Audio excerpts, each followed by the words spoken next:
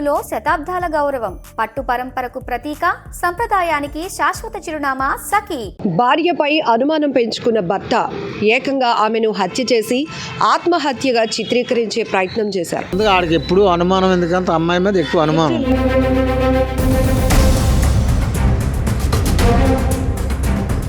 వెళ్ళేటప్పటికి చనిపోయింది.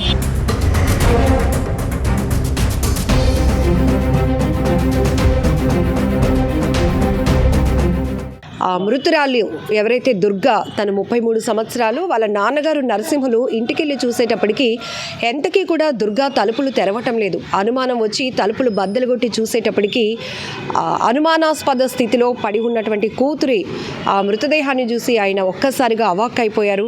ఇమీడియట్గా ఏమైనా కొన ఊపిరి ఉందేమో, బ్రతికించుకోవచ్చేమో అనే ఆశతో హాస్పిటల్కు తరలిస్తూనే మరొక వైపు పోలీసులు కూడా సమాచారం ఇచ్చారు.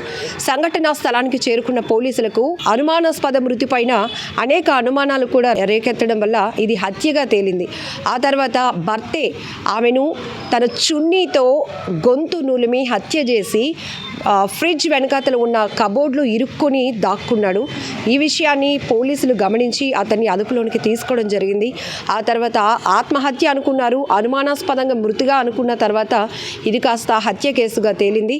క్లోజ్ టీమ్స్ కూడా రంగంలోనికి దిగాయి. అయితే ఈ ఇద్దరి మధ్య కూడా గత కొన్నేళ్లుగా వివాదం నడుస్తున్నట్టు తెలుస్తోంది. అంటే అనుమానం వల్ల భార్య పైన ప్రతిసారి అనుమానం పెంచుకుంటూ భర్త ఉండడం వల్ల ఇద్దరి మధ్య గొడవలు నడుస్తున్న క్రమంలోనే నిన్న అసలు ఏం జరిగిందనే విషయాన్ని మృతురాలి తండ్రిని అడిగి తెలుసుకుందాం.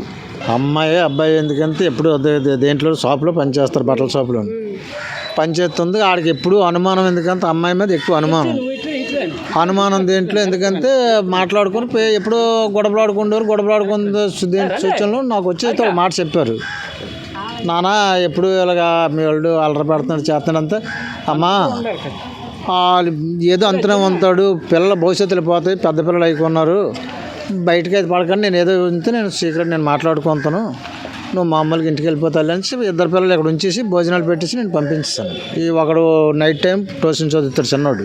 ఆ రోజు జరిగింది కాదు, ముందు నుంచి మామూలుగా ప్రాసెస్ నిన్న జరిగింది అది కాదు. అదే ఒక మాట తెలిసేది నన్ను దగ్గర తెలిసేది. అయితే ఎందుకంటే ఈ లోపల ఇద్దరు అమ్మాయి కూడా డ్యూటీ నుంచి వచ్చింది. నాన్న ఇలా మీ ఎల్డీళ్ళకి అంటున్నాడు, ఇలా ఇబ్బంది పెడుతున్నాడు అంతే, నేను రేపు మాట్లాడుకుంటానేమో అన్నాను.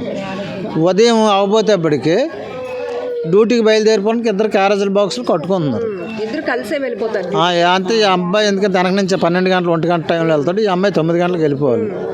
అయితే ఇది క్యారేజ్ బాక్సులు కట్టేటప్పుడు కిందన కూర్చొని బాక్స్ కడుతుండగా ఈ మెడలో సున్ని ఉంటుంది కదా, ఈ సున్నితో నాగేసి వాడు వెనక సైడ్ అయిపోయాడు. అయితే ఈ అమ్మాయి ఎప్పుడైతే చచ్చిపోయిందని సంగతి ఆడు తెలిసిపోయి ఇంట్లోని వంటగది కలిసి ఫ్రిడ్జ్ ఉంది, ఆ ఫ్రిడ్జ్ వెనకాల ఈ దాగుండిపోయాడు. మా మీడియం అయిపోయాడు అని చెప్పి పోలీసులు కుర్రోళ్ళు అంతా చాలా మంది ఎంక్వైరీలు చేసాం, ఎక్కడ దొరకలేదు.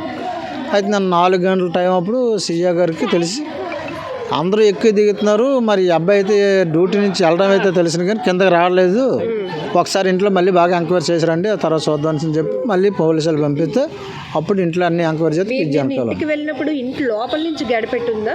లోపల నుంచే ఇద్దరు చచ్చిపోయిన మనిషి లోనే ఉంది, చంపేసిన మనిషి లోనే ఉంది. ఎంతమంది ఎతికినా కనిపించలేదు.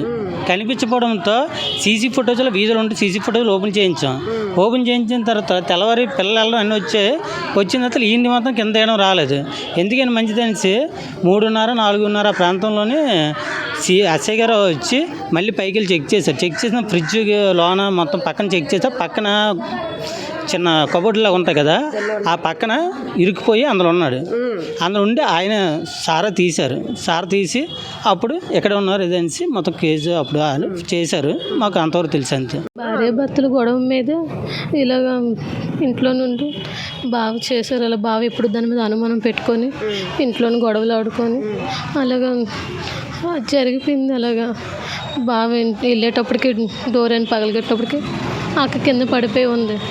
పడిపోతే వచ్చి నలుగురు వచ్చి చూసి హాస్పిటల్ ఒకరు ఏమైనా బతుకుతుందని ఆశతో కొంచెం హాస్పిటల్ తీసుకెళ్తే అక్కడ కూడా అవకాశం లేదు, తీసుకెళ్ళిపోతున్నారు. వెళ్ళేటప్పటికి చనిపోయింది. గాయాలు ఉన్నాయి ఇదంతా ఉన్నాయి. ముక్కులోంచి బ్లడ్ వస్తుంది, చిన్న చిన్న ఘాట్లు అయితే ఉన్నాయి. ముందు ఆత్మహత్య అనుకున్నారా మీరు కూడా? తనంతలు తానే చేసుకుందేమో అనుకున్నాం. తర్వాత చూస్తే 4కి చూస్తే సీసీ ఫుటేజ్లో చూస్తే బావగారు పైకి వెళ్ళిందే ఉంది కానీ కిందకు వచ్చింది లేదు. లేకపోతే వాళ్ళకి అనుమానం వచ్చి వెళ్తే ఇంట్లోనే ఉన్నారు. ఇంట్లో ఉండడం వల్ల ఇంకా జరిగింది. ఎంత మా వయసు, ఇద్దరు వయసు ఎంత? మీ బావ వయసు అయితే చెప్పలేను. బావ వయసు 43, అక్కకైతే 32.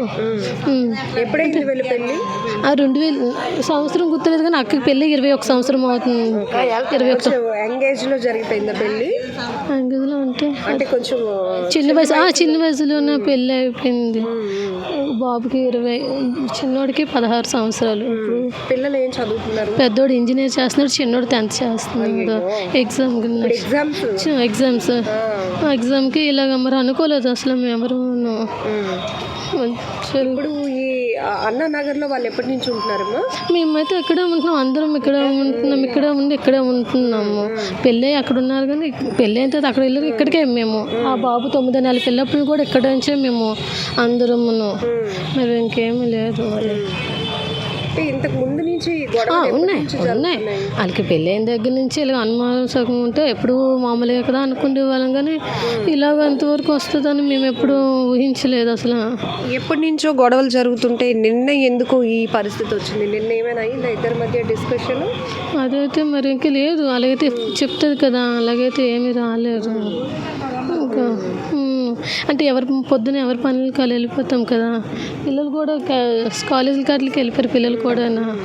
తర్వాత ఇలా ఫోన్ వస్తే అప్పుడు ఎవరి మట్టుగా వెళ్తే 9 గంటలకి అమ్మాలు ఫోన్ వస్తే అమ్మాలు పిన్నాలు వెళ్ళి పరిగెత్తి వెళ్తే అప్పుడు డోర్ రాకపోతే చుట్టుపక్కల పిలిస్తే డోర్ బద్దలు కొడితే అక్కడికి ఆ టైం అక్క అలా ఉంది. ఉంటగానే అప్పుడు ఇరుగు పిలిస్తే బెడ్రూమ్లోనే ఉంది, మంచం పక్కన అలా ఉంది.